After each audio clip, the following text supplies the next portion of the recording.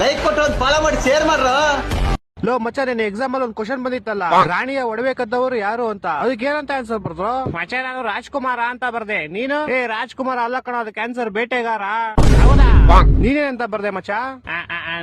ನಾನು ಅಷ್ಟೇ ಮಚ್ಚ, ಬರ್ದೆ, ಮರ್ತೋಗ್ಬಿಡೈತೆ. ಅಯ್ಯೋ ಬಿಡು ಹೋಗ್ಲಿ. ಅಕ್ಕ, ನಾನ್ ಬರ್ದಿರೋದೇ 3 ಕ್ವಶನ್, ಅದ್ರಲ್ಲಿ ಇದೊಂದು. ಈ ನನ್ ಮಕ್ಳು ರಾಜ್ಕುಮಾರ ಬೇಟೆಗಾರ ಅಂತವ್ರೆ, ನಾನ್ ನೋಡಿದ್ರೆ ಜಲ್ಗಾರ ಅಂತ ಬರ್ದ್ ಬಂದಿದ್ದೀನಿ.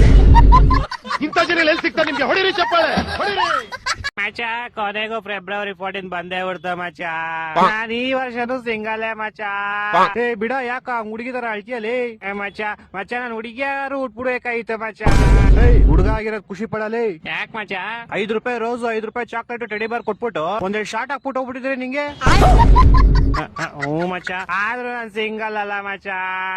ಸಿಂಗಲ್ ಆಗಿರೋದಕ್ಕೂ ಖುಷಿ ಪಡೋ.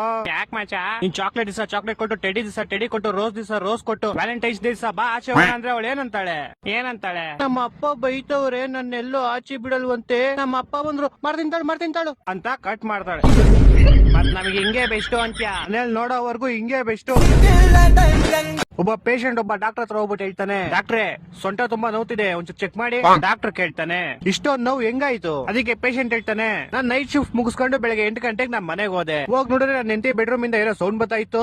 ನೋಡಿ ಹೋಗ್ಬಿಟ್ಟು ಫುಲ್ ಚೆಕ್ ಮಾಡಿದೆ, ಏನು ಸಿಕ್ಕಿಲ್ಲ. ಕಿಟಕಿ ಹತ್ರ ಬಂದ್ ನೋಡ್ತೀನಿ, ಯಾರೋ ಒಬ್ಬ ಪ್ಯಾಂಟ್ ನ ಕೈಗೆ ಹಾಕೊಂಡು ಶರ್ಟ್ ನ ಕಾಲ್ ಹಾಕೊಂಡು ನೋಡೋಯ್ತಿದ್ದ. ನಂಗ್ ಸೈಕ್ ಆಗ್ಬಿಟ್ಟು ಪಕ್ಕದಲ್ಲಿ ಒಂದ್ ಫ್ರಿಜ್ ಇತ್ತು, ಅದನ್ನ ತೆಗ್ದು ಅವ್ನ ಮೇಲೆ ಹಾಕ್ಬಿಟ್ಟೆ. ವೆಯ್ಟ್ ಜಾಸ್ತಿ ಇರುತ್ತಲ್ಲ, ಅದಕ್ಕೆ ನೋತಾ ಇರ್ಬೇಕು. ಅಷ್ಟಲ್ಲಿ ಇನ್ನೊಬ್ಬ ಪೇಷಂಟ್ ಬರ್ತಾನೆ. ಅವನ ನೋಡಿದ್ರೆ ಸರಿಯಾಗಿ ಆಕ್ಸಿಡೆಂಟ್ ಆಗಿರೋ ತರ ಇದ್ದ. ಡಾಕ್ಟರ್ ಅವನ್ನ ಕೇಳ್ತಾನೆ, ಏನಾಯ್ತು? ಈಗ ಅವ್ನು ಹೇಳ್ತಾನೆ, ಡಾಕ್ಟ್ರೆ ಬೆಳಗ್ಗೆ 8 ಗಂಟೆ ಇರೋ ಕೆಲ್ಸಕ್ಕೆ ನಂಗೆ 7:45 ಎಚ್ಚರ ಆಯ್ತು. ನಾನ್ ನಾಷ್ಟನು ಮಾಡ್ದೆ, ಅರ್ಜೆಂಟ್ ಅಲ್ಲಿ ಪ್ಯಾಂಟ್ ನ ಕೈ ಹಾಕೊಂಡು ಶರ್ಟ್ ನ ಕಾಲ್ಗೆ ಹಾಕೊಂಡು ಓಡೋಯ್ತಿದ್ದೆ. ಅಷ್ಟ್ರಲ್ಲಿ ಯಾರೋ ಒಬ್ಬ ಗೋಳಿ 4ನೇ ಫ್ಲೋರ್ ಇಂದ ನನ್ ಮೇಲೆ ಫ್ರಿಜ್ ಎಸ್ಬಿಟ್ಟ.